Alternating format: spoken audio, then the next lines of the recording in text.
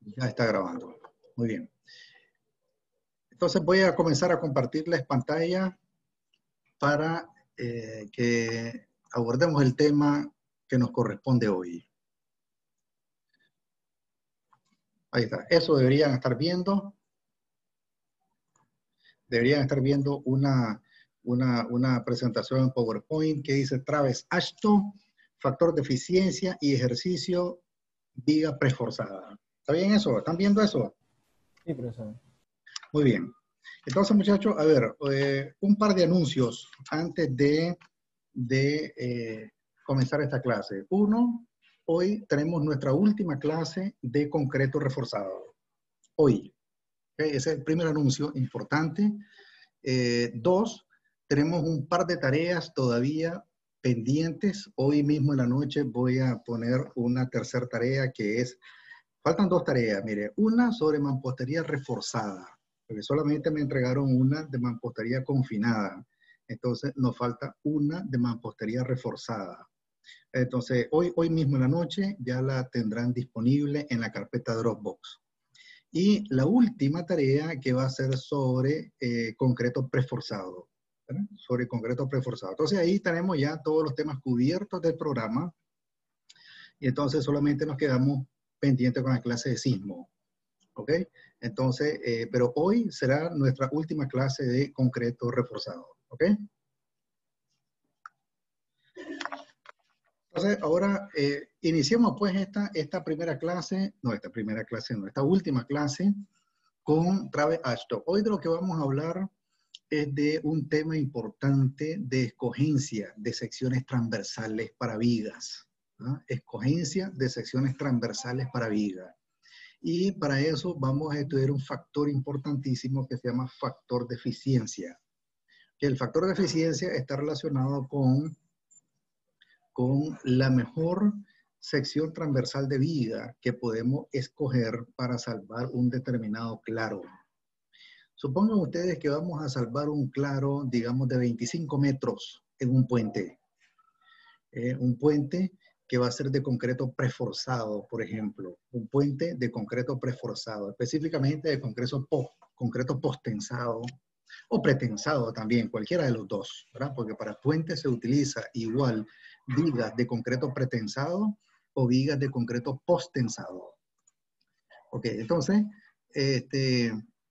supongo que queremos salvar un claro, digamos de 25 o de 30 metros de claro. Entonces, ¿cuál debería de ser la sección transversal más apropiada para salvar ese claro? ¿Verdad? Y para eso hay un factor importante que nos va a ayudar que se llama factor de eficiencia. Ese va a ser nuestro primer tema en la clase de hoy. Y nuestro segundo tema es un ejercicio adicional de viga preforzada. Un ejercicio adicional de viga preforzada. ¿Okay? Entonces, la presentación no está disponible en la carpeta. Inmediatamente terminando, voy a colocar esta carpeta y un PDF manual que vamos a estudiar en la clase de hoy. Ok, entonces, iniciamos con criterios de la ASTO, para escogencia de sección transversal de viga de puente. Recordemos primero que la ASTO es la institución encargada de normar todo lo relacionado con diseño y construcción de puentes. En general, de obras horizontales también, ¿verdad? Entonces, pero aquí en este caso particular nos interesa pues para obras de puentes, ¿verdad? Entonces, la ASTO rige todo lo que tiene que ver con diseño y construcción de puentes.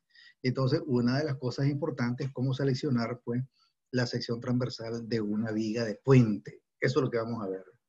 Entonces, varios criterios.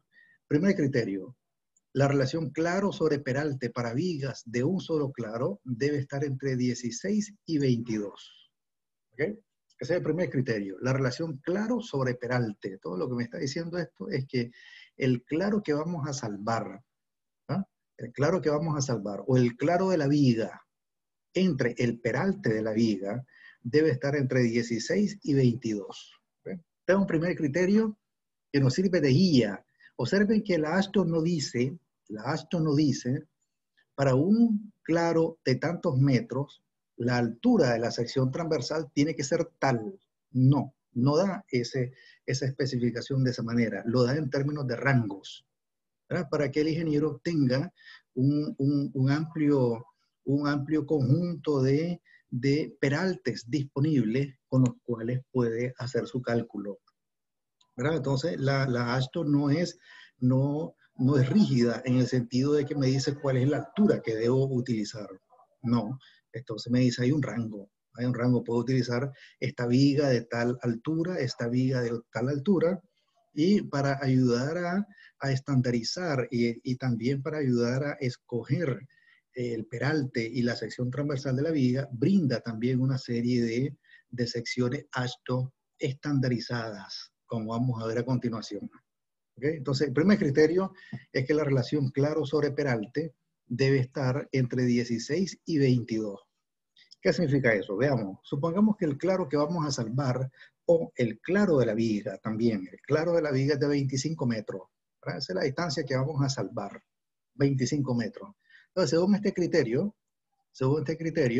observen, conozco el claro. Eso es lo que comúnmente se conoce, el claro. Lo que no se conoce es el peralte de la viga. Entonces, si el claro es de 25 metros, entonces 25 entre 22, ¿eh? 25 entre 22 es igual a 1.14. Recuerden que estoy despejando el peralte.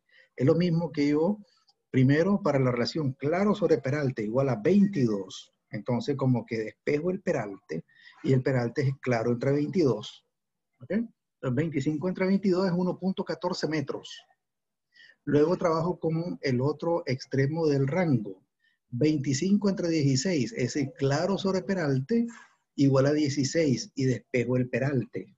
El peralte sería entonces 25 entre 16, 1.56 metros de peralte debe tener esa viga. Entonces hay un rango aquí. La viga debe estar entonces entre 1.14 metros y 1.56 metros de peralte. ¿Okay? El peralte total debe estar entre 1.14 metros y 1.56 metros. Entonces ahí tiene el ingeniero un amplio conjunto de alturas. El ingeniero puede decir, voy a darle 1.15, voy a darle 1.20, voy a darle 1.30 centímetros, 1.40. Tiene hasta 1.56 metros de altura para el tamaño de esta viga. ¿Ok? Entonces ese es el primer criterio, guía para el ingeniero de cómo escoger su altura de viga. Ok. Segundo criterio, para puentes entre 18 y 37 metros de largo, el peralte de la viga no debe ser menor que L sobre 25 más punto 10. L sobre 25, donde L es el claro de la viga, ¿ok? O el claro a salvar, cualquiera de los dos. ¿Ok? L sobre 25 más punto 10. Entonces, regresando al mismo ejercicio, si la longitud que voy a salvar es de 25 metros, entonces significa que el peralte mínimo debe ser 25 entre 25, aquí está, 25 entre 25 más punto 10. Y eso es 1.10 metros. Entonces, este criterio lo que me dice es que para 25 metros de claro a salvar, la altura mínima de la viga debe ser 1.10 metros.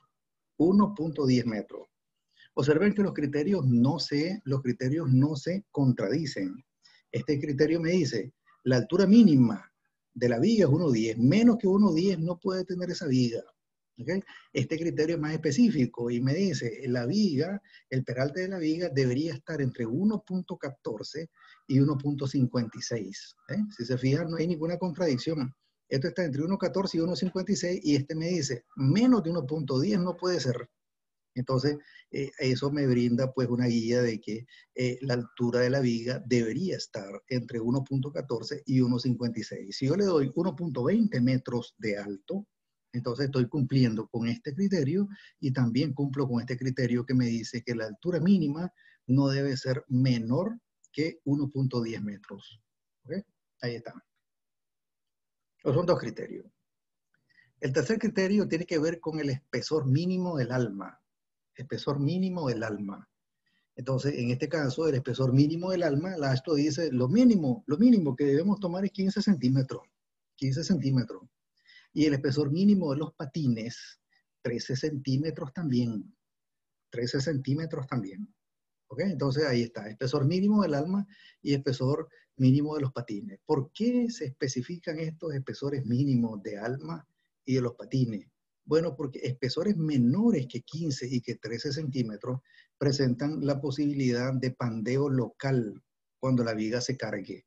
¿Ok? Entonces, agarrar menos de 15 centímetros en el espesor del alma, entonces no es adecuado, porque significaría que es una viga que inmediatamente podría pandearse localmente cuando ya comience a cargarse, o incluso romperse esa viga durante el proceso de erección, ¿verdad? Es decir, durante el proceso en que vamos a colocar la viga en su posición final. Si estos espesores son menores de 15 y 13 centímetros, entonces podría tener problemas cuando se esté colocando la viga en su posición final, porque hay que izarla, ¿verdad? Hay que levantar esa viga, ¿verdad? Y entonces ir a colocarla a su posición final. Y entonces ahí puede haber problemas para espesores menores de 15 y de 13 centímetros. ¿Verdad? Ok. Entonces, aquí hay una conclusión. Una trave Ashto tipo 4 sería adecuada. Vamos a ver qué cosa es una trave Ashto tipo 4. Entonces, en principio, pues, aquí hay una serie ya de valores de peralte que el ingeniero puede tomar. ¿Ok? Estos criterios son importantes porque en cuanto uno sabe el claro que voy a salvar de puente, por ejemplo, el claro que voy a salvar, inmediatamente yo ya tengo una idea de por cuánto debe andar la altura de esa viga. ¿Ok? Entonces, supongan que vamos a salvar un claro de 30 metros. Hagamos otro ejercicio, un claro de 30 metros. Un claro de 30 metros. ¿Cuál debería ser la altura de esa viga para salvar un claro de 30 metros? Bueno, entonces aquí está el rango entre 16 y 22. Entonces sería 30 dividido entre 22, me da lo mínimo que debe tener de altura esa viga, que es 1,36. Lo acabo de hacer, 30 entre 22, es 1,36. Lo mínimo, 1,36. Y lo máximo, 30 entre 16, eso es 1,88. ¿Okay? Entonces, la altura de la viga debe estar entre 1,36 y 1,88. 1,36 y 1,88 metros, 1,50 metros. Me voy por ahí en medio. Entonces, yo ya tengo una idea de cuánto debe ser la altura de esa viga para salvar ese claro. ¿Ok? Para salvar ese claro. Okay. Y si lo hago con este criterio, entonces dije 30 metros, entonces no debe ser menor, la altura no debe ser menor que L sobre 25 más punto 10, es decir, 30 entre 25 más punto 10. Eso me dice que 1,30 tiene que ser la altura mínima de esa viga, 1,30. Menos de 1,30 no puede ser. ¿Ok? Ahí está. Bueno, entonces ahora presento a continuación esta otra tabla que presenta la AASHTO, el manual de la AASHTO. Observen, cuando digo el manual de la AASHTO, me estoy refiriendo al manual de la AASHTO de la edición 14 o la edición 17. ¿Ah? Edición 14 o la más reciente, que es la edición 17 de la AASHTO. No lo puse aquí, pero antes de colocar esta presentación en la carpeta Dropbox, voy a colocar la referencia para que ustedes tengan el nombre del manual. ¿Ok?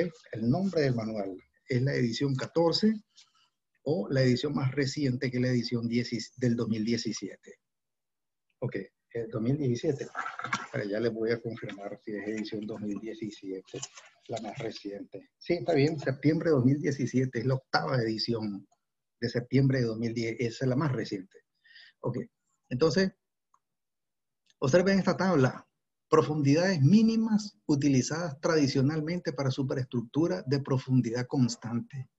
Aquí, para un material que sea hormigón armado o concreto reforzado, es lo mismo. Para hormigón pretensado o para acero. Observen, esta es una tabla de la AASHTO. Entonces me dice, por ejemplo, una viga de concreto reforzado. ¿Va? Una viga de concreto reforzado, una viga T. Entonces, ¿cuánto debe ser? Si el tramo es simple, es decir, una viga simplemente apoyada, significa esto, y este tramo continuo es una viga continua. Entonces, si queremos hacer una viga de concreto reforzado, la sección transversal viga T, entonces, ¿cuánto debe ser el peralte mínimo? Aquí está, 0.070 multiplicado por L. Entonces, son 25 metros. 25 metros L. Si L es 25 metros, por 0.070, entonces la altura de esa viga debe ser 1,75. 1,75. A ver, repito eso. Supongamos que la viga es de concreto reforzado, no preforzado, ¿okay? Reforzado. Entonces, y estamos utilizando una viga T. ¿Okay? Entonces, esto me dice, esta tabla me dice que la altura mínima de la viga debe ser 0.070 multiplicado por el claro que vamos a salvar, que es de 25 metros. Eso me da 1,75. Eso debe ser la altura mínima, 1,75 m. Una viga enorme. A ver. Disculpe, hola Juan Baicia. A ver, Juan.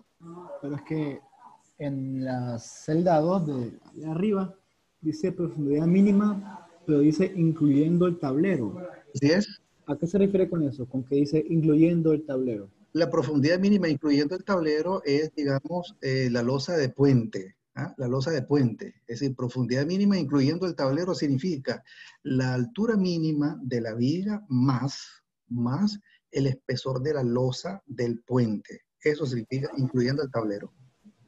Okay, muchas gracias. Estamos hablando de una viga T que debe tener una altura mínima, incluyendo el tablero, pues, haciendo caso de esta observación, incluyendo el tablero, de 1,75 m.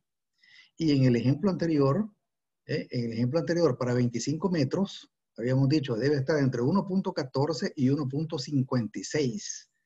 1.56.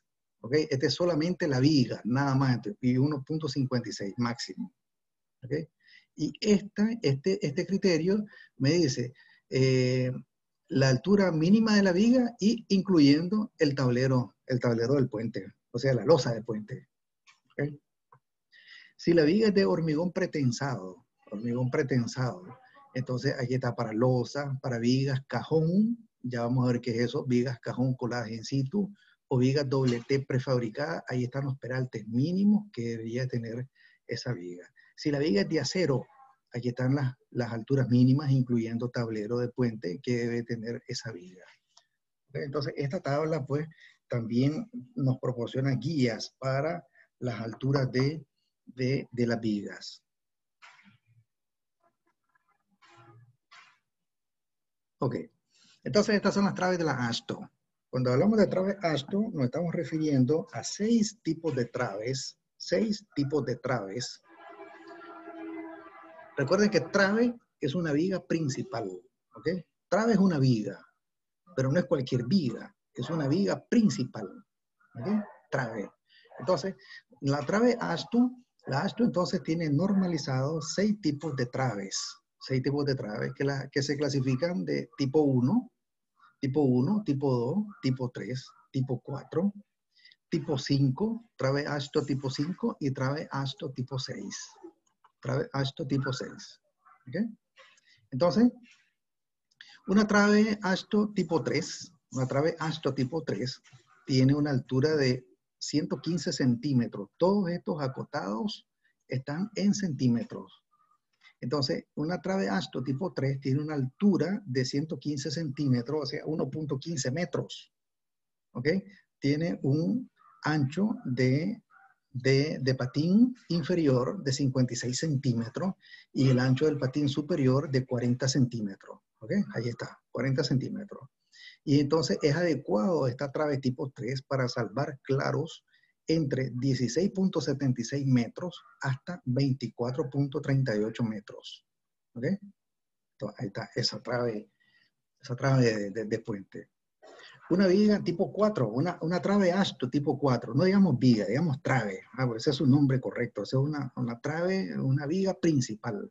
Es decir, estoy hablando de vigas principales que van a estar paralelas a la dirección del tráfico.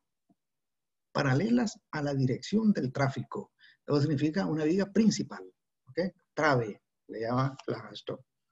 Entonces, una viga tipo 4, entonces una altura de 1,35 m, 66 centímetros aquí en el patín inferior, 50 centímetros aquí. ¿Ah? Entonces, 20 centímetros de espesor de alma. Miren, 15 centímetros de espesor de alma, 18 de espesor de alma, 20 centímetros aquí. Y miren aquí una trave tipo 5, una trave AASHTO tipo 5. Entonces, aquí están los claros salva un claro de 27 hasta 36,58. De 27 hasta 36,58 metros. Y la altura de esta viga es 1,60, 1,60 m. Y una trave tipo 6, observen, una viga que tiene una altura de 1,85 m. 1,85 m. Observen que este 1,85 m o cualquiera de estas alturas, 1,60 m, incluyen este espesor de 13 centímetros. Recuerden que este espesor se forma, ahí se forma el tablero del puente.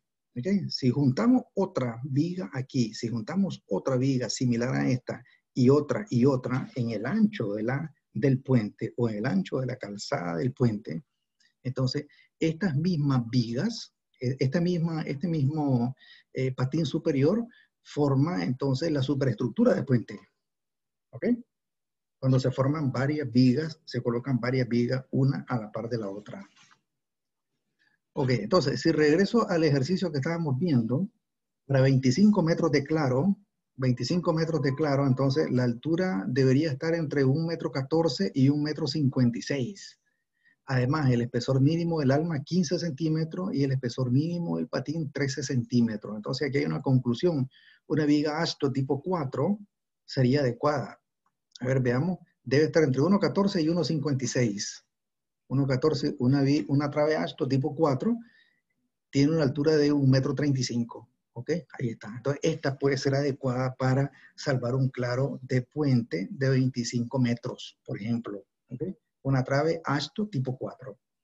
Entonces, si ustedes miran las memorias de cálculo, una memoria de cálculo de puente, por ejemplo, entonces especifica directamente el número de la trave con que se va a trabajar. En este caso, pues una trave AASHTO tipo 4. ¿Por qué está normalizado? Porque ya se conocen las propiedades geométricas de estas traves normalizadas. ¿Ok? Entonces, aquí especifico a continuación. Aquí está. Traves tipo AASHTO. Entonces, aquí están los tipos de trave, desde la 1 hasta la 6. Aquí está H. Observen qué cosa es H. H es la altura de la viga. H es la altura de la viga. Aquí tengo B1. ¿Qué cosa es B1? Es el ancho aquí en el patín inferior, B1. Y aquí tengo B2. Es el ancho en el patín superior, B2. Okay. De manera que una trave AASHTO tipo 4, tiene una altura total de 1,35 m, todo esto está en centímetros, ¿verdad? 135 centímetros, o sea, 1,35 metros. Tiene un ancho B1 de 66 centímetros y un ancho B1, sí, y un B2 para una trave tipo 4 de 50 centímetros. ¿Ok? 50 centímetros. Salva un claro de 21 hasta 30 metros. Y el área de la sección transversal ya está dada. Miren, 4.974 centímetros cuadrados. Aquí está el área de la sección transversal de la viga. ¿Ok? Miren esta viga tipo 6. Esta viga tipo 6 tiene una altura de 1,83 m. Ese es un bigón tremendo. 1,83 m centímetros. 1,83 m. Tiene un ancho en el patín inferior de 71 centímetros y un ancho en el patín superior de 1,07 m, 1,07 metros. ¿Ok? Salva claro desde 33 hasta 42 metros. Una sola viga de este tipo puede salvar este claro. Y el área de la sección transversal, 6.923 centímetros cuadrados. Ok. Entonces, hay tablas, se pueden encontrar tablas también, observen esta, en que además del área de la sección transversal, también da el momento de inercia. ¿Ok? Centímetros a la 4. Y este es un momento de inercia con respecto a un eje equicentroidal, con respecto a un eje horizontal que pasa por el centroide de la sección transversal. Por ejemplo, aquí está. Esta es una viga, esta es una trave AASHTO. Y entonces aquí está el centroide de la sección transversal de la viga y tengo esta distancia Y1 y una distancia Y2 que nos va a ser muy importante para lo que vamos a explicar sobre factor de eficiencia. Entonces, por ejemplo, para una trave AASHTO tipo 4, ¿qué sabemos? Sabemos que el área es 4.974 centímetros cuadrados. Ese es el área. Eso ya lo sabíamos de aquí esta tabla. Miren, 4.974 centímetros cuadrados. Pero esta tabla nos brinda más información, el momento de inercia, 10.261.070 centímetros a la 4. Aquí todo está en centímetros, muchachos, con su unidad correspondiente, ¿verdad? Centímetros a la 4, correcto. 10.261.070 centímetros a la 4. Y sub 1, 61.5 centímetros. ¿Qué cosa es Y sub 1? Esta es la distancia del centroide hasta la fibra más alejada sometida a tensión. Hasta la fibra más alejada sometida a tensión. Y sub 1, 61.5. Y el Y sub 2 es la distancia desde el centroide hasta la fibra más alejada sometida a compresión. 73.5 centímetros. Y esta es la carga que es capaz de soportar 1.19 toneladas por metro. ¿Ok? O 1.194 kilogramos por metro. ¿verdad? Descarga uniformemente distribuida que esa viga es capaz de soportar. Entonces, por eso, pues, la AASHTO ya brinda, pues, una serie de traves normalizadas para uso directamente en la práctica. ¿Ok? Para uso directamente en la práctica. Ok. Y así como existen esas traves normalizadas, también existen otro tipo de traves normalizadas, que son traves tipo cajón. Traves tipo cajón, como esta, por ejemplo. Esta es una sección transversal típica de puente también, de viga de puente. ¿Ok? Aquí está. Entonces tengo un cajón 115. Un cajón 115 significa que la altura de esa viga es 115 centímetros. Aquí está, mire, el H, 115 centímetros. B sub 1, que es el ancho de este patín superior, B sub 1 está aquí abajo. B sub 1 es 85 centímetros. B sub 1, 85 centímetros. Y este B sub 2 es 200 centímetros para un cajón tipo 115. ¿Qué sería este? ¿Qué sería este? 115. Estas son las dimensiones para este cajón 115. Ahí están esas dimensiones. El claro que puede salvar de 13 a 18 metros y el área de la sección transversal del cajón. ¿Ok? Del cajón. Ahí está. Ok. Entonces, bueno, tenemos eso. Y entonces estos son secciones transversales de cajón que son preforzados. ¿Ok? Que son preforzados. Preforzado significa que tienen todos los torones colocados aquí en esta parte inferior o incluso aquí también en estas paredes o incluso aquí también en este patín superior. ¿Okay? Ahí está. Muy bien. Entonces ahora estudio el concepto. Una vez visto eso de traves normalizadas, que son traves AASHTO, estudiamos un concepto a continuación que se llama eficiencia relativa a la flexión de una sección transversal. Eficiencia relativa a la flexión de una sección transversal. Entonces hay un concepto que se llama eficiencia relativa a la flexión y eso es la relación entre el módulo de sección y el área de concreto. Módulo de sección S de la sección transversal y el área de concreto. ¿Okay? Entonces, un valor de S sobre A sub C alto representa un uso más eficiente del material en comparación a un valor bajo.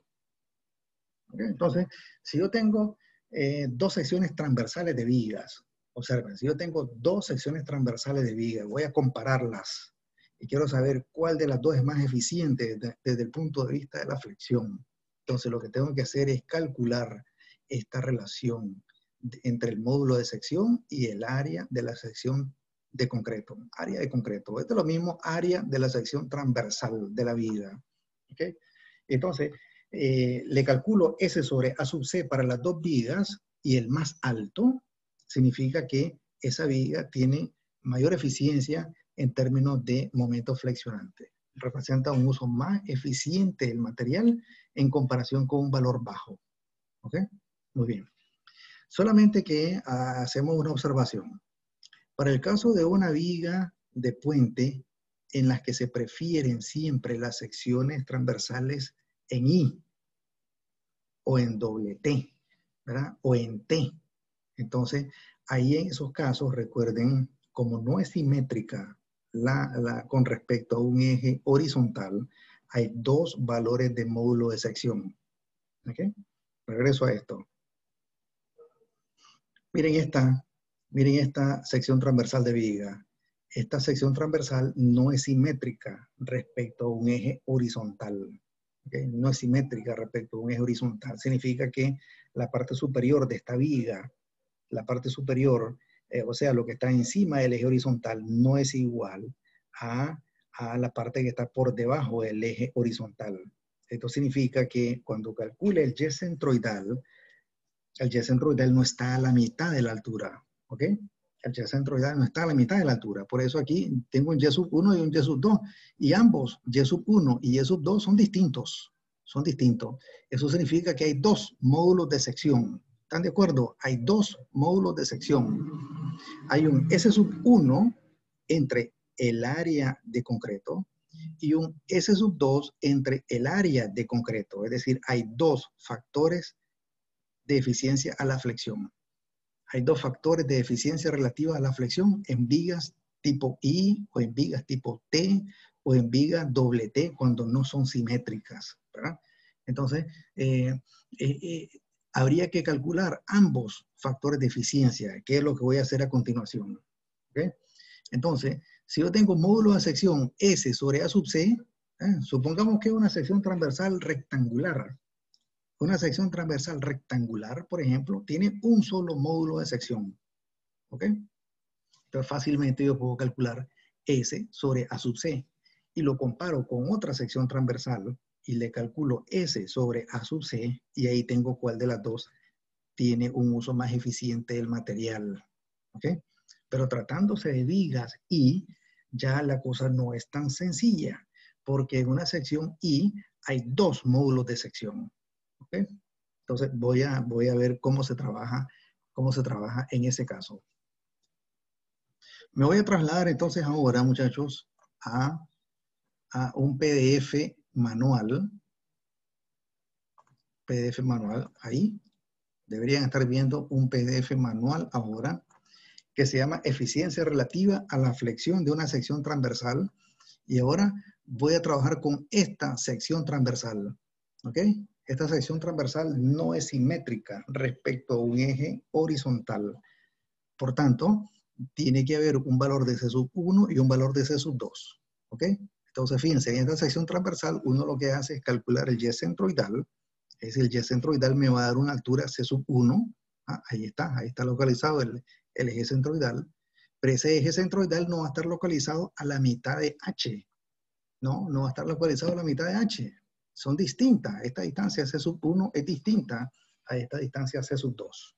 ¿Ok? Entonces, veamos cómo se trabaja en ese caso, cómo se calcula el factor de eficiencia de esta sección transversal cuando hay dos módulos de sección. Ok. Entonces, en esta sección transversal existe S sub 1 y S sub 2. ¿Ok? Entonces, lo que yo quiero es maximizar S sub 1 entre el área de concreto y S sub 2 entre el área de concreto de forma simultánea.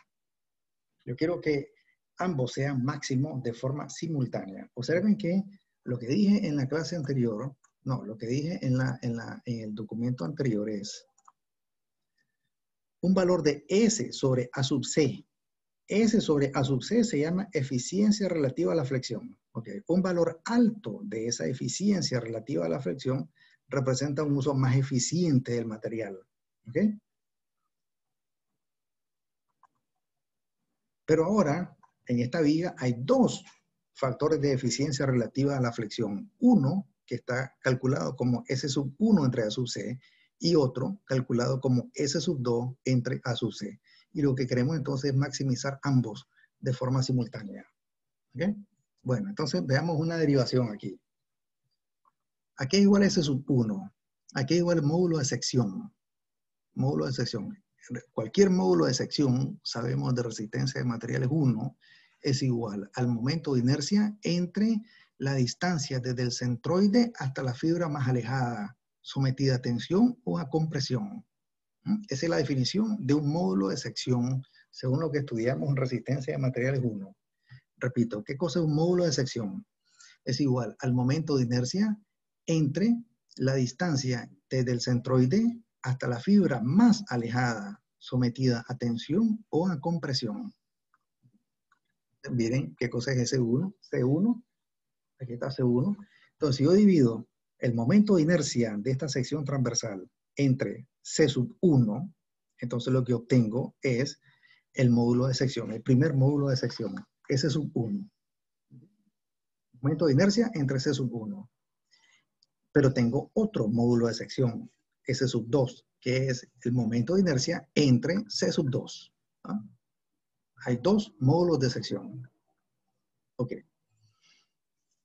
Entonces yo podría escribir como lo que me interesa este factor de eficiencia relativa a la flexión, S1 entre el área de concreto es igual a, si S1 es I entre C1, ahí está, puedo escribir esta ecuación como momento de inercia entre área de concreto por C1 y S2 sobre A sub C, o sea, esto es igual al momento de inercia entre el área de concreto multiplicado por C2. Ahí está. Conozco además que el radio de giro es raíz cuadrada del momento de inercia entre el área. ¿Verdad? Esta es la definición de un radio de giro. Raíz cuadrada es la raíz cuadrada del momento de inercia entre el área de concreto. Si despejo el momento de inercia de aquí, entonces obtengo R al cuadrado multiplicado por el área de concreto. Y voy a sustituir eso entonces ahora en esta primera ecuación. Dije S1 entre A sub C, el primer factor relativo de eficiencia, es inercia entre A sub C por C sub 1. Pero observen, en vez de la inercia, estoy escribiendo R cuadrado por A sub C. ¿Ah? R cuadrado por A sub C. Pero A sub C lo elimino con A sub C que está en el denominador también. Entonces me queda R al cuadrado entre C sub 1. ¿Ok? Miren lo que dice aquí. Entonces, el momento de inercia es radio de giro al cuadrado por el área de concreto. Sustituyo aquí R al cuadrado por el área de concreto. Entonces, el área de concreto la elimino con esta área de concreto que está en el denominador. Y me queda R al cuadrado sobre C sub 1. Y a eso le voy a llamar K sub 2. Parámetro K sub 2. Hago lo mismo con S sub 2 sobre A sub C. S sub 2 sobre A sub C. Y esa inercia entre A sub C por C sub 2. Sustituyo el momento de inercia R al cuadrado por A sub C sobre A sub C por C sub 2. Y A sub C los elimino y me queda nada más radio de giro al cuadrado entre C sub 2. Y a eso lo voy a llamar K sub 1. ¿Okay? Ahí están. Son puras simplificaciones las que estoy haciendo. Entonces ahora K sub 1 entre C sub 1. Voy a hacer ahora K sub 1. Este K sub 1 lo voy a dividir entre C sub 1 y me queda esta expresión. Voy a hacer K sub 2 entre C sub 2 y me queda esa expresión. ¿Ok? Entonces he llegado a algo que se llama factor de eficiencia. Factor de eficiencia. Esta expresión es igual a esta expresión. Entonces el factor de eficiencia de una sección transversal le vamos a llamar Q. Y eso es igual a radio de giro al cuadrado entre el producto de estas dos distancias. C sub 1 por C sub 2. A ver, observen que comencé entonces de un concepto que se llama eficiencia relativa a la flexión. Como hay dos eficiencias relativas a la flexión, hay dos. Entonces me interesa que solamente tener un solo concepto y se llega al concepto que se llama factor de eficiencia. Con esta fórmula podemos calcular el factor de eficiencia de cualquier sección transversal de viga, sea cuadrada, rectangular, o que no sea simétrica también. Por ejemplo, esta fórmula es válida para secciones I, para secciones T, para secciones doble T también. ¿Ok? Radio de giro al cuadrado entre la multiplicación de estas dos distancias, C sub 1 y C sub 2, factor de eficiencia. Entonces observen, si yo tengo esta sección transversal, entonces el factor de eficiencia de esta sección transversal es radio de giro al cuadrado entre la multiplicación de C sub 1 por C sub 2. Aquí está. Este es un factor adimensional, porque aquí tengo centímetros al cuadrado y aquí también tengo centímetros al cuadrado. o pulgadas al cuadrado, ¿verdad? Sobre pulgadas al cuadrado. Entonces, eso se cancelan las unidades y me queda adimensional. Me queda adimensional.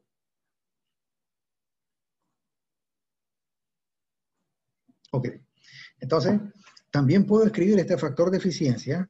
También puedo escribir este factor de eficiencia de esta manera. Observen. Agarro R cuadrado sobre C sub 1 por C sub 2. Y lo voy a multiplicar esto por, observen, este es un artificio. Voy a multiplicarlo por, en el numerador tengo la suma C sub 1 más C sub 2. Y en el denominador, la altura total. Esto, numerador y denominador es lo mismo. ¿Ah? Es lo mismo. Entonces, o sea, como que estoy multiplicando por 1. ¿Ok? Porque C sub 1 más C sub 2 es lo mismo H. ¿Ah? Si yo tengo C sub 1 más C sub 2, eso es H. ¿Ok? Eso es H. Entonces, lo escribo de esa manera solamente para manipular esto algebraicamente. R cuadrado por C sub 1 más R cuadrado por C sub 2 entre C1 por C sub 2 multiplicado por 1 sobre H.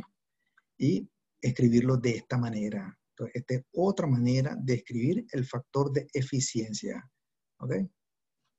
¿Por qué es importante entonces el factor de eficiencia? Porque deseamos un valor del factor de eficiencia que esté cercano a 0.5. ¿Ok? Idealmente, cercano a 0.5. Bueno, cercano a 0.5 por la izquierda o cercano a 0.5 por la derecha. Entonces, hay un rango que la AASHTO dice, el mejor valor de Q está entre 0.45 y 0.55. ¿Ok? Entre 0.45 y 0.55. Observen que el 0.5 está ahí en medio. ¿Ok? El 0.5 está aquí en medio. Entonces, los mejores valores de factores de eficiencia para una sección transversal están entre 0.45 y 0.55. Y dice además, si el factor de eficiencia Q está por debajo de 0.45, está por debajo de o sea, menor a 0.45, significa que la sección transversal es muy pesada. Muy pesada. Por el contrario, si el factor de eficiencia está por encima de 0.55, para valores mayores que 0.55, la sección es muy liviana y esbelta. Y esbelta. Es un problema tener una sección esbelta para salvar un claro de puente, por ejemplo. ¿Ok? Entonces se debe cuestionar su ejecución en la práctica. Si ustedes tienen una sección transversal, le calculan el Q, ojo con esto, si ustedes tienen una sección transversal de viga, le calculan el Q, que es el factor de eficiencia, y eso les da por encima de 0.55, ustedes inmediatamente pueden decir, esa sección transversal es muy esbelta. Y si es muy esbelta, significa que va a dar problemas cuando se esté colocando en su posición final, porque hay que levantarla y colocarla en su posición final. ¿Ah? O puede dar problemas cuando se esté transportando esa viga, si es pretensada, por ejemplo. Es decir, se fabricó en una fábrica, se fabricó en una fábrica y se transporta al sitio de la obra. Entonces, es una sección transversal muy esbelta si su factor de eficiencia está por encima de 0.55. Y si está por debajo de 0.45, es una sección transversal muy pesada. ¿Okay? Entonces, las mejores secciones transversales de viga están entre 0.45 y 0.55. ¿Ok? Entre más cercano a 0.5, si me da 0.51, está bien, 0.52, 0.53, hasta 0.55. Incluso por debajo de 0.5, si me da 0.49, 0.48, 0.47, hasta 0.45 está correcto también. ¿Verdad? Por ahí estamos garantizando una eficiencia en el uso del material en la viga. ¿Ok? Recuerden, muchachos, a ver, estos conceptos son generales, no son válidos solamente para concreto preforzado. Ustedes lo tienen también para concreto reforzado. Y lo que quiero es darle el panorama de cómo escoger la mejor sección transversal. Entonces, la mejor sección transversal de viga está entre 0.45 y 0.55. ¿Ok? Muy bien. Tenemos otro tip aquí. La sección transversal más eficiente es la que maximiza el radio de giro. Es la que maximiza el radio de giro. ¿Qué significa eso? Eso es equivalente a decir, la sección transversal más eficiente es aquella en que el área de concreto está concentrada lo más posible hacia los extremos superior e inferior de la sección transversal. A ver, repito, la sección transversal más eficiente es aquella en la que el área de concreto está concentrada lo más posible hacia el extremo superior e inferior de la sección transversal. Eso significa que las mejores secciones transversales son las vigas I. Las vigas I, en las cuales el concreto está concentrado hacia la parte de arriba y hay concreto concentrado en la parte de abajo. Esa es una característica de una viga I. ¿Okay? ¿Por qué es eso? Porque hay un mayor brazo de palanca entre la fuerza de compresión y la fuerza de tensión. Hay un mayor brazo de palanca entre la fuerza de compresión y la fuerza de tensión. Lo que es lo mismo, hay un mayor momento resistente. ¿Okay? Hay un mayor momento resistente. Creo que esto es importantísimo que ustedes lo manejen en la práctica. Mayor brazo de palanca entre la fuerza de compresión y la fuerza de tensión. A ver, entonces ahora me voy a regresar, antes de seguir, me voy a regresar a ver una sección transversal de viga. Vamos a suponer esa que está ahí. Esto es de lo que le hablo entonces. La mejor sección transversal es aquella en la cual el concreto está concentrado en la parte superior y en la parte inferior. Esas son las mejores secciones transversales. Por eso la AASHTO ha normalizado este tipo de traves. 1, 2, 3, 4, 5 y 6. ¿Okay? Aquí las muestro. Aquí está. Mire esta. Aquí el concreto concentrado en la parte superior, concentrado en la parte inferior. ¿No? Concentrado en la parte superior, concentrado en la parte inferior. ¿Ok? Lo mismo para cada una de las traves normalizadas AASHTO. ¿Okay? Estas vigas tienen su factor Q entre 0.45 y 0.55. ¿Ok? Observen entonces, ahora, a ver, voy a ver esta. Supongamos esta.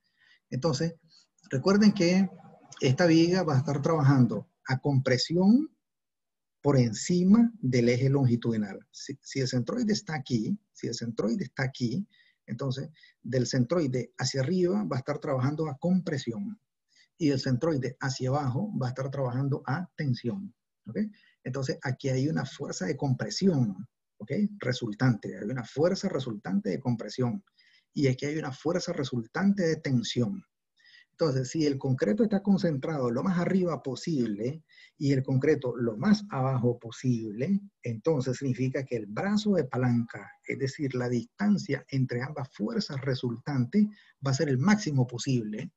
Y por tanto, si el brazo es lo máximo posible, el momento resistente es el máximo posible también. ¿Ok? Porque aquí igual el momento resistente. Lo que está sucediendo dentro de la viga es que el momento resistente es igual a fuerza por distancia. ¿Cuál fuerza? Cualquiera de las dos, sea la de compresión o sea la de tensión. ¿Okay? Entonces, el brazo de palanca es la distancia entre las dos fuerzas. Entonces, si tomo centroide, si tomo momento con respecto a la fuerza de tensión que está por aquí, entonces todo este brazo hasta llegar a la fuerza de compresión multiplicada por la fuerza de compresión, me da el momento resistente. ¿Okay? Por eso es entonces que las mejores secciones transversales son las que tienen esta forma, ¿okay? Donde tienen concreto en la parte superior concentrado y concreto en la parte inferior concentrado. Porque así el brazo de palanca es el mayor posible y por tanto el momento resistente es el mayor posible también. ¿Ok? A eso me refiero entonces con este tip aquí. ¿Ah? La sección transversal más eficiente es la que maximiza el radio de giro.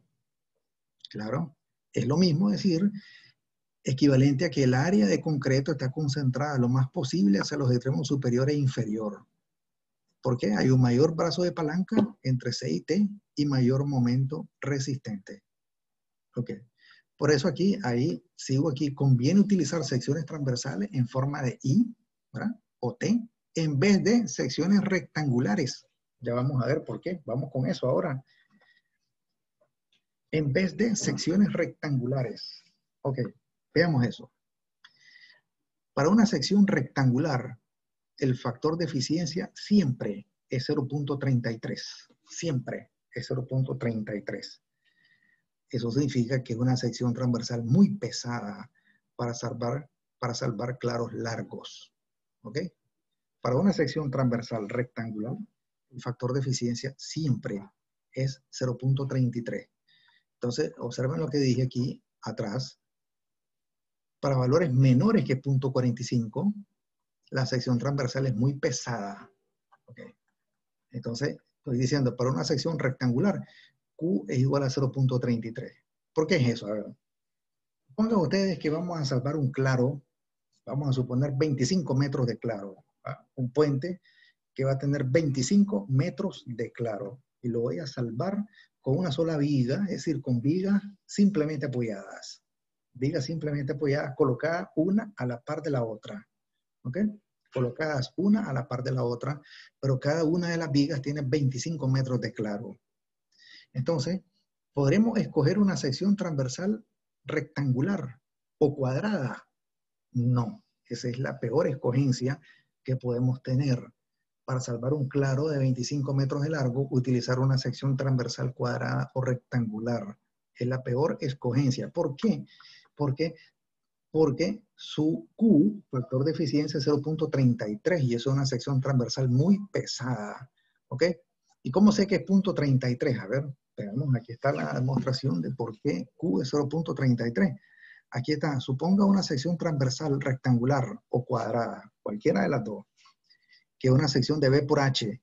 B por H. Aquí tengo H medio, aquí tengo H medio y la altura total es H. ¿Ok?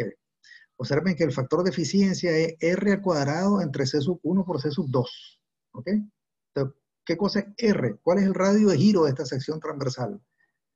Si el área es B por H y el momento de inercia con respecto a un eje horizontal es un doceavo de la base por la altura del cubo, ¿ok? Entonces fácilmente calculo el radio de giro, que es raíz cuadrada del momento de inercia entre el área.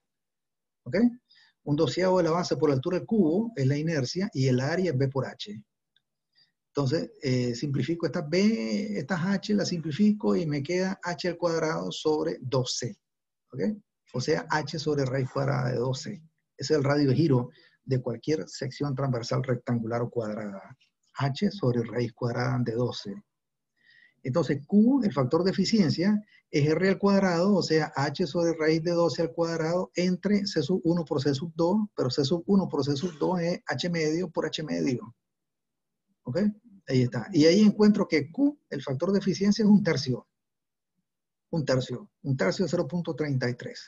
Entonces, para cualquier sección transversal cuadrada o rectangular, el factor de eficiencia es 0.33.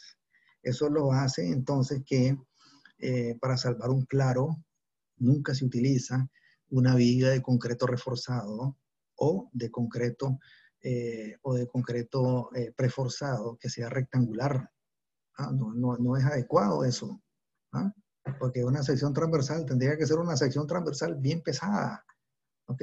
Y para cualquier tamaño de sección transversal de viga, cualquiera que ustedes pongan B y H, el Q siempre es 0.33.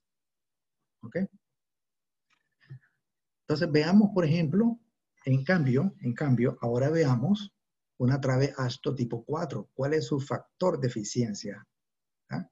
Primero, escojamos las secciones, las propiedades geométricas de una trave ASTO tipo 4.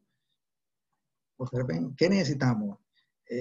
Q es R al cuadrado entre C sub 1 por C sub 2. Necesito conocer el radio de giro y para conocer el radio de giro necesito el momento de inercia entre el área, ¿ok?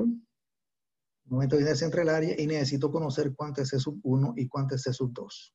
¿Ok? Entonces, para una trave ASTO tipo 4, ¿cuáles son sus propiedades geométricas? Voy a ir el área, el momento de inercia, C sub 1 y C sub 2. ¿De dónde está tomado eso? Estos cuatro datos están tomados de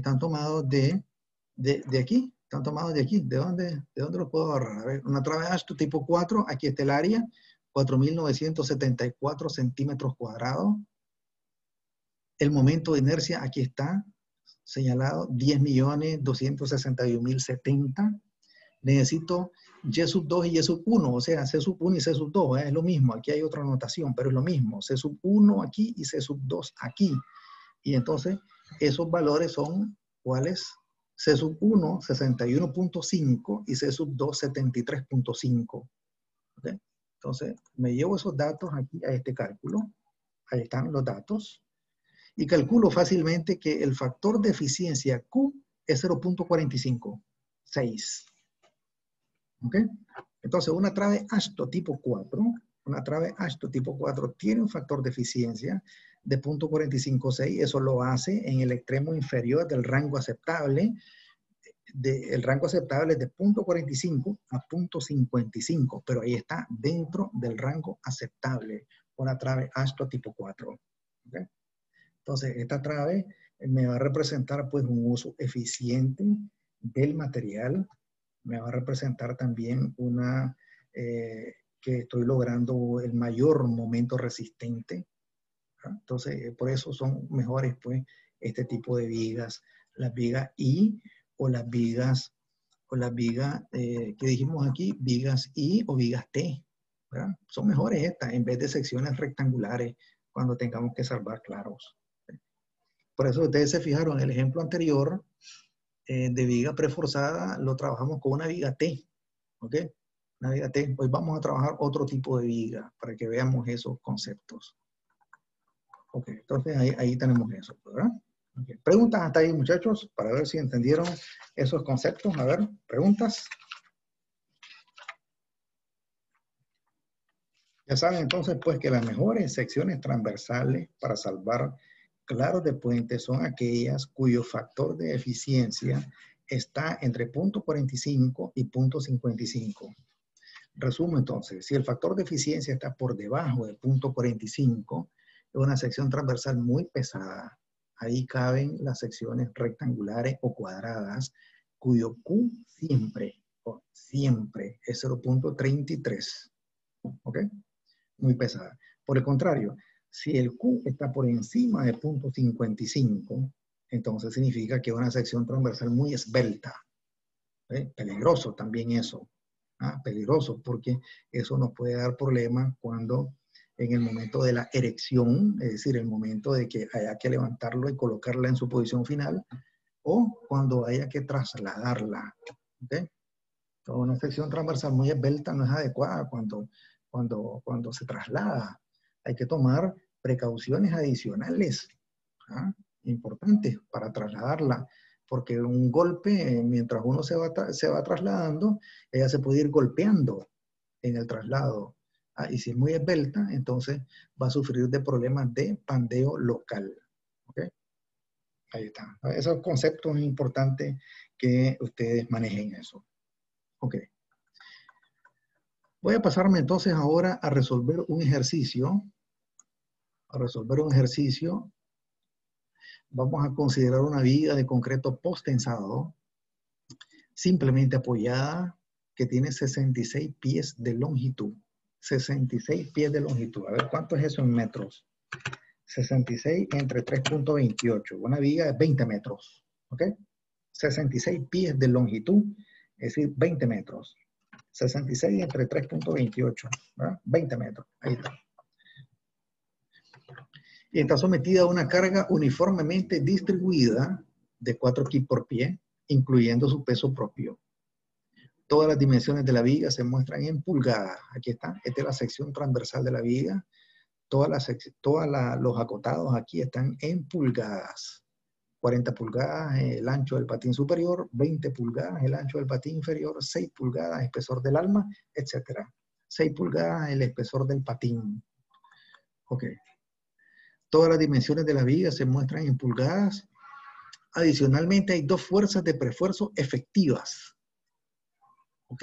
2 fuerzas de prefuerzo efectivas de 250 kip y 300 kip que están aplicadas a 2 tendones rectos localizados a 8 y 18 pulgadas debajo del eje longitudinal de la viga.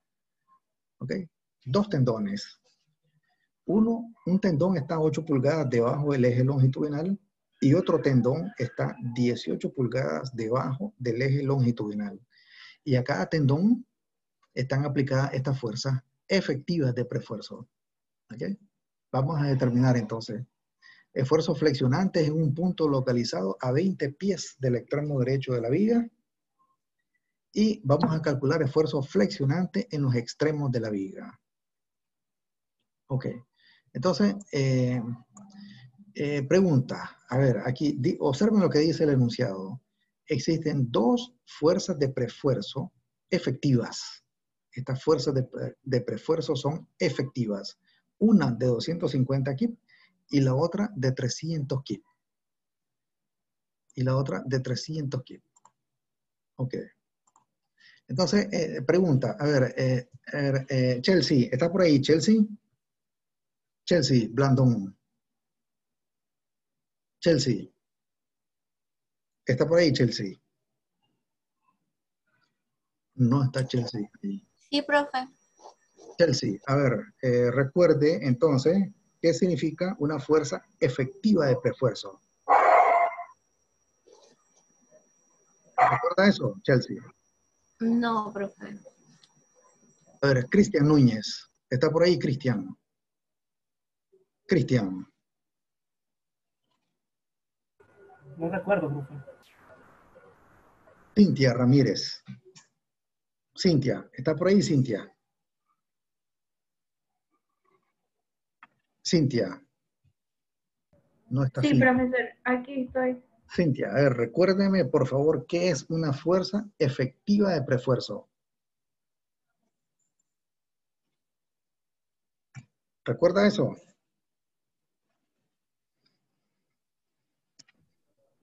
No, profesor. Ok, Ingrid González. Ingrid, ¿está por ahí Ingrid? No recuerdo, profe. ¿Quién recuerda entonces qué es una fuerza efectiva de preesfuerzo? A ver. Profesor, ¿no sería La que ¿Quién ya... habla? ¿Quién habla? ¿Quién habla?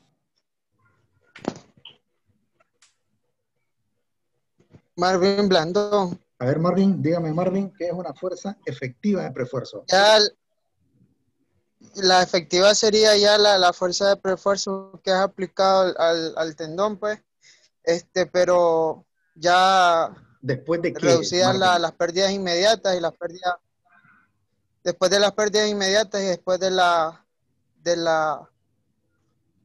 que dependen del tiempo.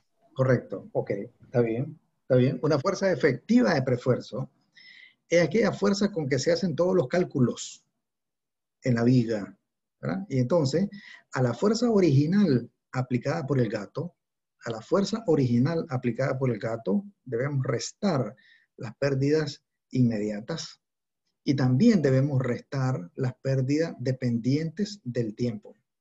Cuando hacemos eso, entonces llegamos al concepto de fuerza efectiva de preesfuerzo, que es con la que se hacen todos los cálculos de flexión en una viga. ¿Ok? Está bien. Ahora, muy bien. Ok, Johanan, ¿está por ahí Johanan? Johanan González.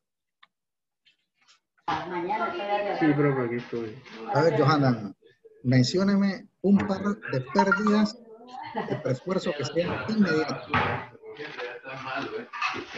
¿Cómo dice? No lo escucho bien. Aquí está algo un poco bastante movido aquí en la familia. A ver, No Cristian escucho. Núñez, apague por favor ahí su micrófono. A ver, Johanan, está por ahí Johanan. Mencione por favor un par de pérdidas de preesfuerzo inmediatas. ¿Cuáles son?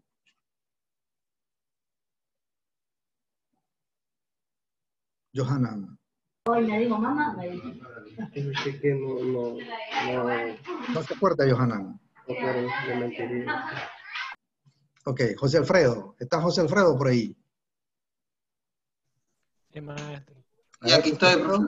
Mencióneme un par de pérdidas de preesfuerzo inmediatas. No recuerdo ahorita.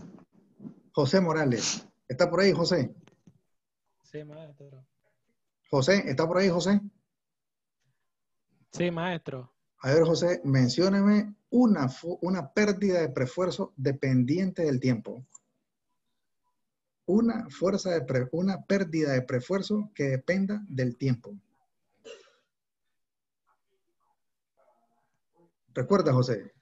Por tensión, profesor. No. Profesor, Por tensión, profesor. Flujo plástico es una, profesor, creo. disculpe. Flujo plástico es una de las Una, pérdidas creo. dependientes del tiempo. Mencióneme La otra. otra, Divida la contracción del contracción, concreto. creo que hay otra que es contracción. Pérdidas por contracción, esa es la segunda. Sí. Correcto. Relajación del acero. Y la relajación del acero, que es dependiente del tiempo, también, correcto. Recuerden que hay una relajación del acero que es inmediata, pero hay otra pérdida por relajación que es dependiente del tiempo. Muy bien, ok, eso quería recordar, pues, pero miro que poco han leído, muchachos. Entonces, para poder ayudar en eso, entonces, hay una tarea especial sobre prefuerzo, ¿verdad? Entonces, ahí la van a ver, donde van a ir a investigar también sobre pérdidas, ¿verdad? Porque eso es importante que ustedes deben de saber sobre pérdidas de prefuerzo. Ok, entonces, regreso pues al ejercicio. Regreso al ejercicio y este ejercicio dice lo siguiente. Esfuerzos flexionantes, calculemos los esfuerzos flexionantes en un punto localizado a 20 pies del extremo derecho de la viga. Ok, muy bien, vamos a hacer eso. Entonces, solo para recapitular, una fuerza de prefuerzo efectiva, ya está la fuerza efectiva de prefuerzo de 250 kip y 300 kip. Es decir, no hay que restar nada de pérdidas a esta fuerza, porque ya está en lo que debe estar la fuerza efectiva de prefuerzo, ¿ok? Si a mí me dieran la fuerza original aplicada por el gato, entonces me deben de decir, o yo tengo que calcular, el ingeniero debe calcular las pérdidas inmediatas y también hay que calcular las pérdidas dependientes del tiempo, porque hay que restarlas a la fuerza original aplicada por el gato para llegar hasta la fuerza efectiva de prefuerzo. Pero en este caso, la fuerza efectiva ya está dada, ¿ok? Ambas, 250 y 300 kip, ¿ok? En el ejercicio que hicimos la clase anterior, había que calcular la fuerza efectiva de prefuerzo porque nos daban la fuerza original, nos daban pérdidas inmediatas y también nos daban pérdidas dependientes del tiempo, ¿ok? Muy bien. Ahí están los dos incisos que vamos a resolver. Ok, esta es la sección transversal de la viga. Conviene entonces, muchachos, lo siguiente, a ver. El ingeniero que está haciendo revisiones, ¿no? Haciendo revisiones, se enfrenta a esta sección transversal de viga. Entonces, su primera revisión es decir, su primera pregunta es decir, a ver, esta sección transversal es eficiente desde el punto de vista de la flexión. Esa es su primera pregunta. ¿Esta sección transversal es eficiente desde el punto de vista de la flexión? Recuerden que nos interesa que haya el mayor momento resistente posible y eso se logra cuando hay concreto concentrado en la parte superior de la viga y concreto concentrado en la parte inferior de la viga, como en este tipo de viga. ¿Okay? Aquí tengo un concreto aquí en este patín superior, tengo otro concreto en este patín inferior. Entonces, probablemente, pues, esta sea una viga eficiente desde el punto de vista de la flexión. Probablemente. Pero aquí no podemos andar con probabilidades. Debemos calcular el factor de eficiencia. Eso es lo primero que voy a hacer, entonces. Voy a calcular el factor de eficiencia de la sección transversal. Y el factor de eficiencia es... Espérenme, aquí está mi perro ladrando. Idalia. Ahora sí. Ok. Entonces, el factor de eficiencia es el radio de giro al cuadrado entre C sub 1 por C sub 2. ¿Ok? Ahí está. Pero observen que esta no es una trave ASTO normalizada, estándar, pues. No es una trave ASTO estándar. ¿Ok? No es una trave tipo 1, tipo 2, hasta tipo 6. No.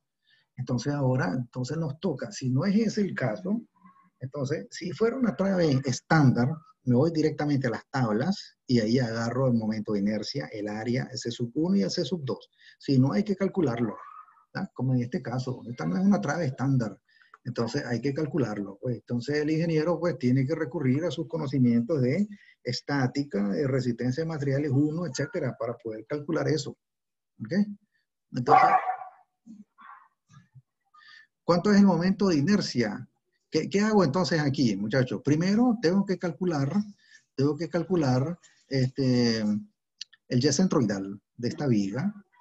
Una vez obtenido el Y centroidal, podemos saber cuánto es C sub 1 y cuánto es C sub 2. ¿Okay? Debo de calcular el momento de inercia de la sección transversal de la viga y finalmente el área. Y ya con eso ya tengo todo para calcular el factor de eficiencia. ¿Okay?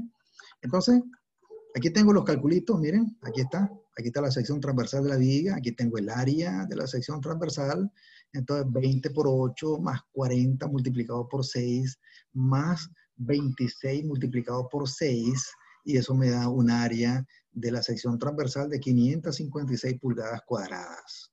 ¿Ok? Calculo su Y centroidal para esta viga, entonces su Y centroidal es 23.01 pulgadas. ¿Ok? Y aquí está. Entonces, el Y centroidal, el centroide de esta sección transversal está localizado a 23.01 pulgadas de su fibra más alejada sometida a tensión. O sea, del borde inferior. Pues, ¿verdad? 23.01 pulgadas desde el borde inferior hasta el centroide de la viga. Eso me indica que este es C sub 1. ¿Ah? 23.01 pulgadas es C sub 1. ¿Cuánto sería C sub 2? Bueno, aquí me salió ahí coincidiendo con la perforación ahí. Pero ¿cuánto sería C sub 2? Bueno, si toda la altura es 40, 40 menos 23.01, eso me da C sub 2. ¿Verdad? Entonces, ¿qué número es el que debe estar ahí escondido? 40 menos 99. 16.99. 16.99. Entonces, este número aquí debe ser 16.99. Entonces, aquí tengo C sub 1 y aquí tengo C sub 2. 16.99. Tengo el área de la sección transversal y tengo el momento de inercia de la sección transversal, ¿verdad? Calculado con el teorema de eje paralelo o teorema de Steiner, ¿verdad? O con un cuadrito ahí como se aprende en estática. De cualquier manera, uno tiene que llegar al momento de inercia con respecto al eje X centroidal. 115.785.23 pulgadas a la 4. ¿Ok? Ahí está. Entonces ya tengo el momento de inercia, tengo C sub 1, tengo C sub 2 y tengo el área. Entonces, ahora sí, observen, miren que me salió mal ordenado, ¿va? Debería de ser los cálculos geométricos primero y después el factor de eficiencia. Pero ordené mal ahí, entonces puse el factor de eficiencia primero y hasta después calculé las propiedades geométricas. Pero no importa, ustedes lo ordenan. Entonces, el radio de giro es raíz cuadrada del momento de inercia entre el área, eso es 1443, y entonces el factor de eficiencia es 0.53. 0.53. Esto me indica entonces el factor de eficiencia está entre 0.45 y 0.55. Entonces esa sección transversal es eficiente desde el punto de vista de la flexión. ¿Ok? Nos va a garantizar el mayor momento resistente internamente en la viga. ¿Ok? Ahí está. Entonces, la sección transversal es adecuada. Esa es la primera revisión que tiene que hacer un ingeniero. Revisar la eficiencia del factor. Entonces, aquí digo, esta es una sección transversal adecuada desde el punto de vista de la flexión. ¿Ok? Ahí está. Primera cosa, pues.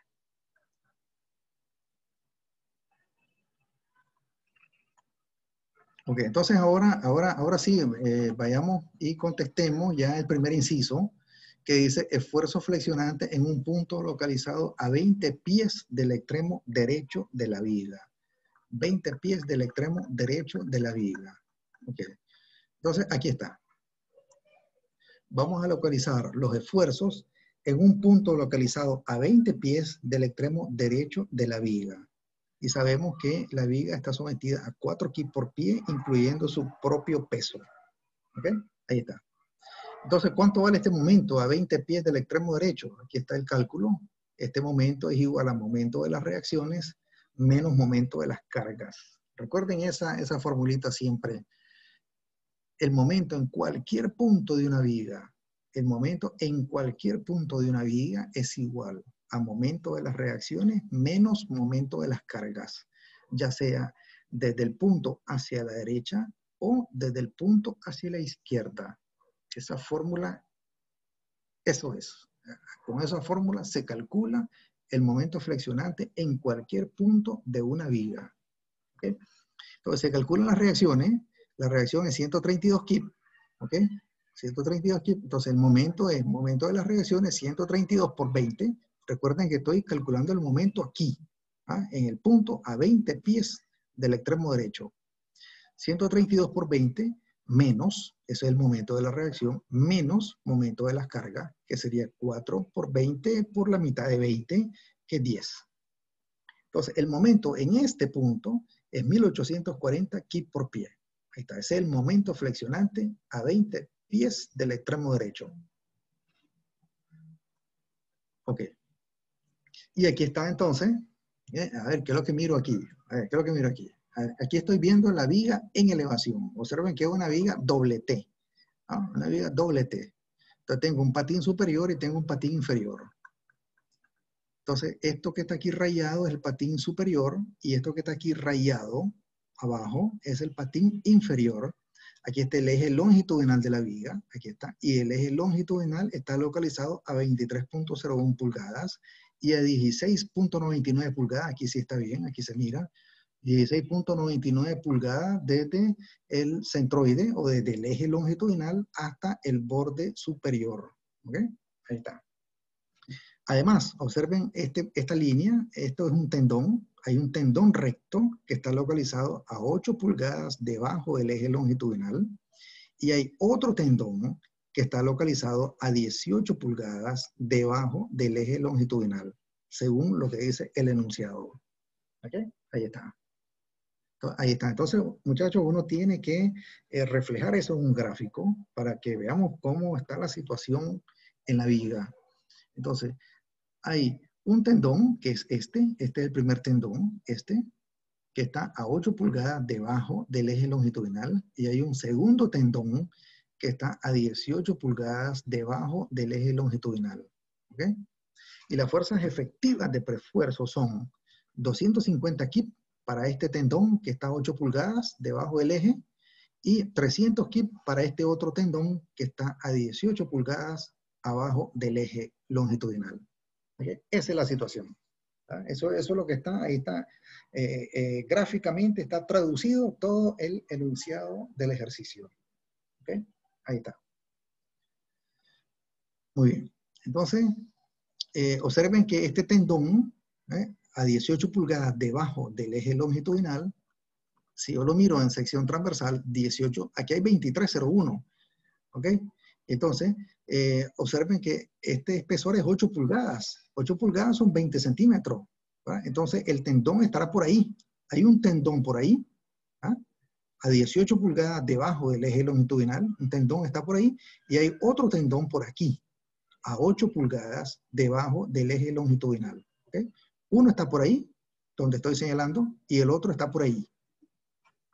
Que cuando lo miro en elevación, miro un tendón ahí a 8 pulgadas y otro tendón ahí a 18 pulgadas. ¿Ok? Ahí está. Muy bien. Entonces ahora calculo. Entonces, el primer inciso dice, calculemos los esfuerzos flexionantes a 20 pies del extremo derecho de la viga. ¿Ok? Aquí está el momento flexionante a 20 pies del extremo derecho, ya calculado anteriormente. Y entonces voy a calcular el esfuerzo en el borde superior de la viga y el esfuerzo en el borde inferior de la viga. ¿Okay? Entonces, una aplicación dijimos, en la fórmula de la escuadrilla o fórmula de esfuerzos combinados. Okay. Solamente que esta fórmula va a tener 4 términos en vez de 3 términos. ¿Verdad? Recuerden que el ejercicio anterior tenía 3 términos. Tenía un esfuerzo debido a fuerza axial, tenía un esfuerzo debido a una fuerza de preesfuerzo y tenía un esfuerzo debido al momento flexionante. Tenía 3 términos el ejercicio anterior de la clase anterior. Este ejercicio tiene 4 términos. Aquí está. Un término debido a la fuerza axial o a la fuerza de compresión axial, ¿verdad? Un término debido a la fuerza efectiva de preesfuerzo número 1, otro término debido a la fuerza efectiva de preesfuerzo número 2, y otro término debido a la fuerza, otro término debido al momento flexionante, es decir, debido a este 1840. Entonces, explico eso pues entonces con sus signos respectivos. Aquí es importante los signos. saber si voy a agarrar más, voy a agarrar menos. Ok.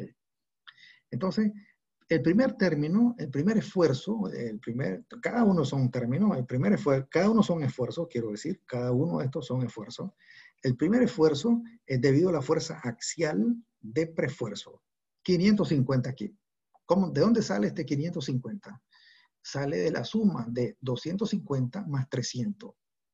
250 más 300 son 550 kg. Y esas dos fuerzas están comprimiendo la sección transversal de la viga.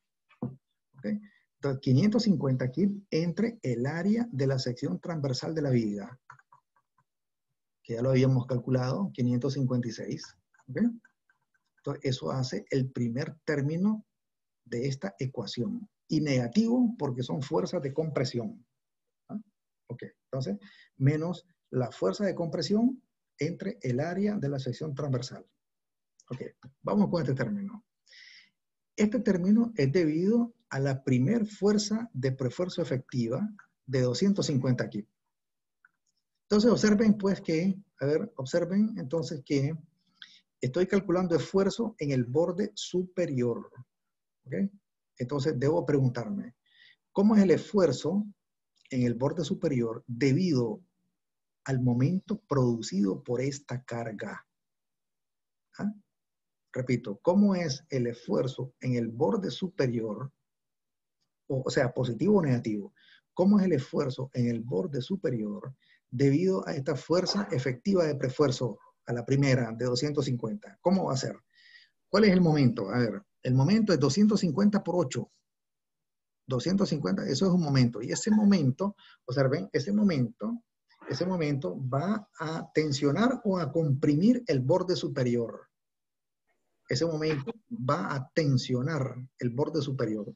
Porque la viga se comporta de esta manera. Está tensionado el borde superior. Eso significa más.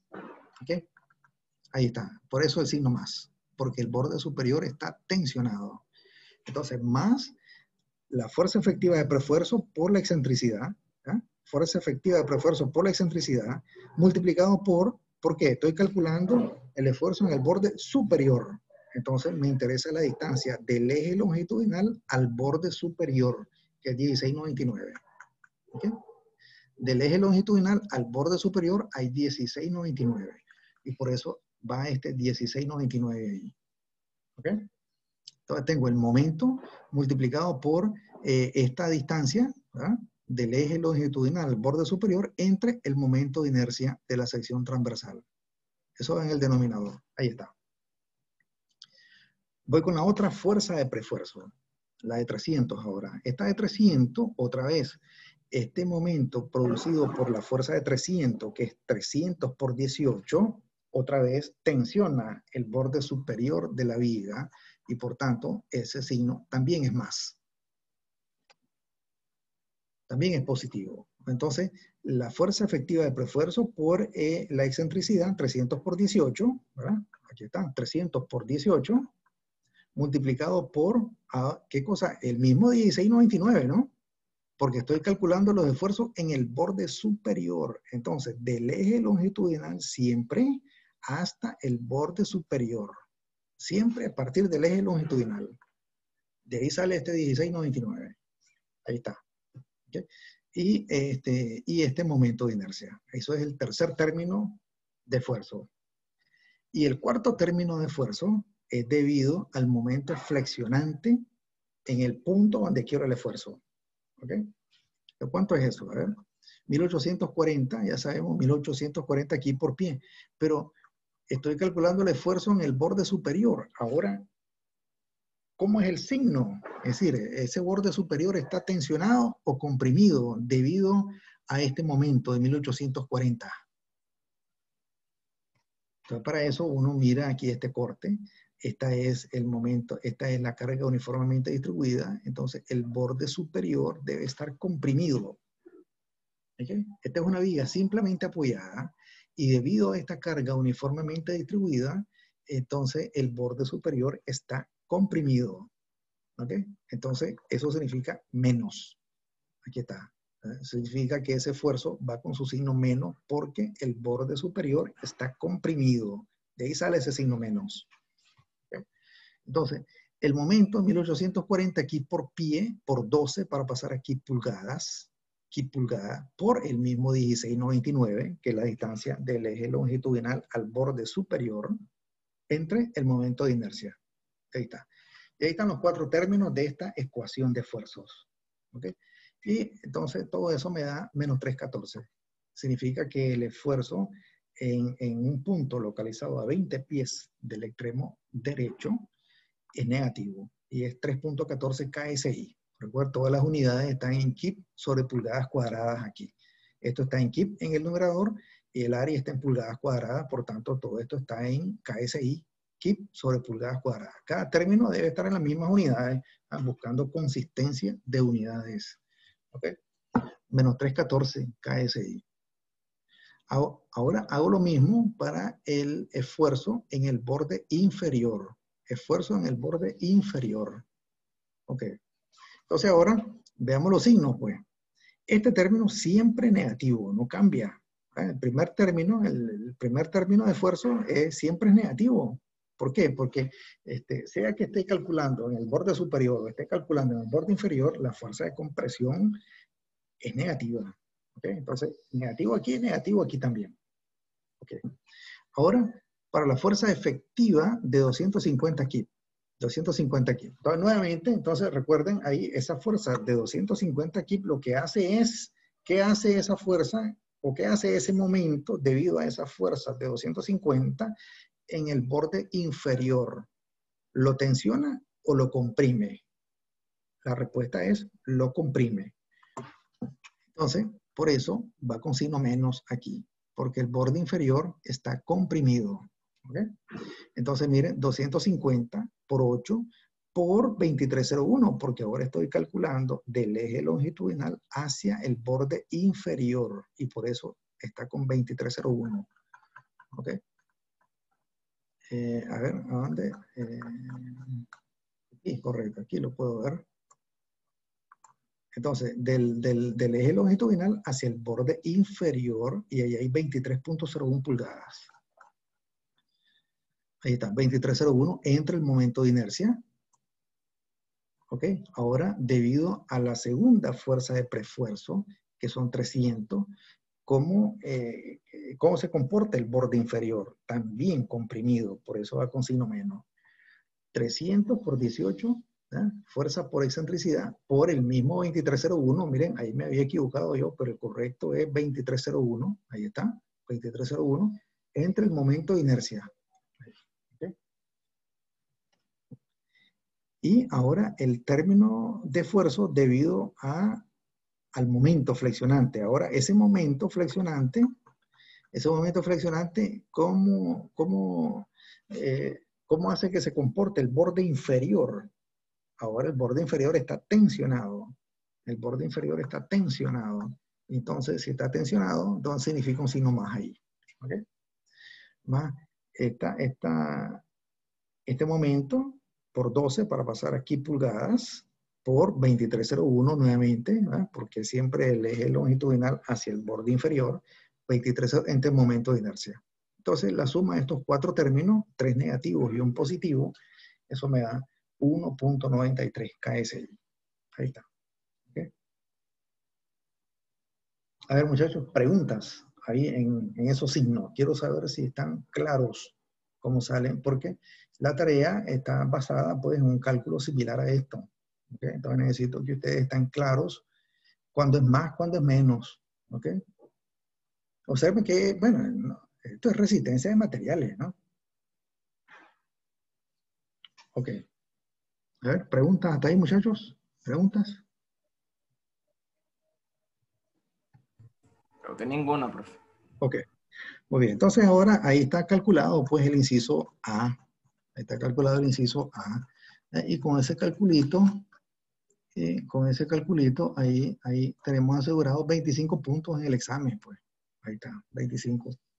Ahora, calculemos el segundo inciso. En realidad el tercer inciso, ¿verdad? Porque el primer inciso fue el factor de eficiencia El segundo inciso es esfuerzo flexionante en un punto localizado a 20 pies. Y el tercer inciso es esfuerzo flexionante en los extremos de la viga. ¿Okay? Siempre es importante, muchachos, calcular los esfuerzos en los extremos. ¿Ah? En los esfuerzos y algún punto intermedio. ¿Ah? Puede ser la mitad del claro, o puede ser normalmente la mitad, o puede ser distintos lugares, ¿verdad? 20 pies, en este caso 20 pies del extremo derecho. En el ejercicio anterior lo calculábamos a 15 pies del extremo izquierdo de la viga. Aquí lo estamos calculando a 20 pies del extremo derecho. Ok, entonces, esfuerzo flexionante en los extremos de la viga. Como esta viga es simplemente apoyada, ¿cómo son los momentos en los extremos de la viga? Son nulos, es decir, valen cero. En toda viga simplemente apoyada, entonces los momentos en los extremos son cero. ¿Okay? Si son cero, significa que nos vamos a ahorrar un término. ¿Ya? En vez de 4 términos de esfuerzo que va a tener la ecuación de esfuerzos combinados, van a haber 3. Entonces, este término no existe. Este término no existe porque el momento flexionante en el extremo de la viga es 0. ¿Ok? Entonces, lo único que va a cambiar es eso. Este término vale 0. Y entonces se mantiene solo el primero, el segundo y el tercer término con sus mismos signos. Con los mismos signos se mantienen. ¿Ok? Entonces simplemente está de sumar algebraicamente el primer término menos más el segundo término más el tercer término y eso me va a dar que no lo puse, simplemente puse la respuesta, punto 10 KSI. ¿Ok? Punto 10 KSI. Pero ¿de dónde salió este punto 10 KSI? Es simplemente la suma de estos 3 primeros términos. ¿Ah? Menos, más, más. Ustedes suman eso y este término es 0. Eso les va a dar punto 10 KSI. Y hacemos lo mismo en el esfuerzo inferior de la viga. Y para eso simplemente voy a sumar este término negativo menos este otro negativo menos este otro negativo. La suma de estos 3 términos negativos, porque este término es 0. Entonces, la suma de estos 3 términos negativos me da otro negativo. Y eso es menos 2.46 KSI. ¿Ok? Menos 2.46 KSI. Y ahí están los esfuerzos en el borde inferior, en el extremo de la viga. ¿No? Recuerden siempre que también es interesante hacer una revisión de esfuerzo, ¿verdad? Si hay esfuerzos positivos, entonces siempre es importante revisar que el concreto resista los esfuerzos positivos y negativos, ¿no? Y para eso habíamos estudiado una tablita que está en la presentación anterior, no en la de hoy, sino en la de la clase anterior, que para esfuerzos positivos se revisa con F sub R igual a 7.5 por la raíz cuadrada de F'C, y para esfuerzos de compresión se revisa con 0.45 de la raíz cuadrada de F'C. Okay, pero esas son cosas que ustedes las pueden ir a revisar por su cuenta. Entonces, hasta ahí pues ese ejercicio. Preguntas hasta ahí, muchachos. A ver, para ver si entendieron todo este cálculo. Preguntas.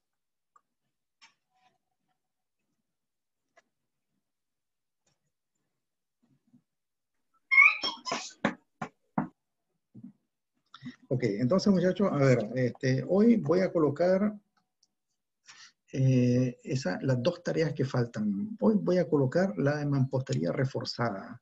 Y inmediatamente voy a poner las 2 casi juntas, pues son las 2 últimas que nos hacen falta. Una de mampostería reforzada y una de concreto presforzado. ¿Ok? En la de mampostería reforzada está fácil porque es simplemente en la misma que ella vista en planta del edificio con el mismo ejercicio que resolvieron la tarea anterior de mampostería confinada. Ahora van a resolver un muro largo de mampostería reforzada ahora. ¿Ah? Va a ser un muro largo que está en uno de los ejes norte-sur de la edificación, largo. Ese lo van a resolver en mampostería reforzada. ¿Ok? Y luego otra tarea que va a tratar sobre concreto preforzado. ¿Ok? concreto preforzado. Y ahí adelanto entonces una de las preguntas que voy a hacer en esa tarea de concreto preforzado es ir a investigar pérdidas individuales de prefuerzo. ¿Verdad? Entonces yo quiero que ustedes salgan de aquí sabiendo cómo se calculan las pérdidas de prefuerzo, cuáles son las pérdidas de prefuerzo, ¿verdad? Que estén en una discusión, ustedes sepan cuando se esté hablando de pérdidas, ¿ok? Pérdidas de prefuerzo inmediatas, dependientes del tiempo, dentro de las inmediatas, el acortamiento elástico, el concreto, por ejemplo, esta es una crucial en concreto pretensado. ¿Ah? Si la viga es de concreto postensado, una pérdida fundamental es la pérdida por fricción, ¿ah? O pérdida por desviación en los torones, pérdidas por relajación en el acero, hay instantánea y hay dependientes del tiempo. Entonces, esos conceptos yo quiero que los vayan a investigar de forma individual, cada tipo de pérdidas. ¿Ok? Muy bien. ¿Preguntas ahí entonces, muchachos? ¿Preguntas?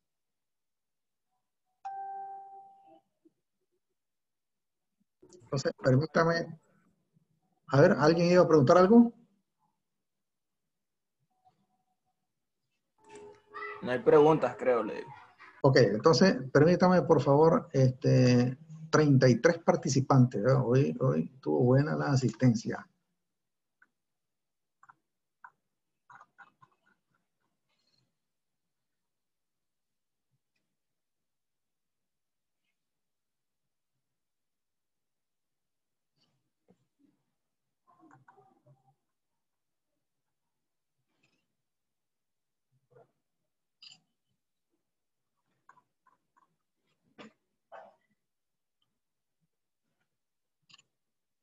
Muy bien. Ok, muchachos, entonces, ahí con eso, pues, yo les he querido dar, pues, una cuestión general, ¿verdad? Uno no puede aquí, cuando uno está haciendo vida académica, pues, saberlo todo, ¿verdad? Pero sí tienen que saber ustedes dónde recurrir para ir a encontrar información, ¿verdad? Entonces, ahí yo les he dispuesto diversos materiales y en la investigación que van a hacer sobre pérdidas de prefuerzo, ya saben ustedes dónde ir a localizar eso. Cualquier libro de concreto preforzado de los que les puse ahí están pérdidas individuales. Pero hay otro del que hice referencia en la clase anterior, que es del manual de ANIPAC, ¿verdad? También ahí están bien claras las pérdidas de prefuerzo. Entonces, para que ustedes vayan a investigar eso. Entonces, hoy voy a colocar la de mampostería reforzada y tal vez mañana voy a colocar la otra de preforzado. ¿Ok? Con eso terminamos entonces, muchachos. Nos vemos en la clase de sismo mañana. ¿Ok? Buenas noches. Qué buena noche. Otra cosa. Buenas noches. Vayan esperando, entonces, ya estoy terminando de corregir ahí los trabajos. Entonces recuerden que los resultados los voy a ir entregando a su correo de forma individual. ¿Ok? De forma individual. Entonces voy a hacer un cuadrito ahí donde voy a poner las 4 tareas y ahí voy a irselos mandando en la medida que los vaya teniendo para que ya vayan haciendo sus cálculos finos, ¿verdad? De los resultados. ¿Ok? Ok, muchachos. Entonces, ahí terminamos. Buenas noches. Buenas noches, profesor. Buenas noches, profesor. Ok, buenas noches. Buenas noches. Buenas noches.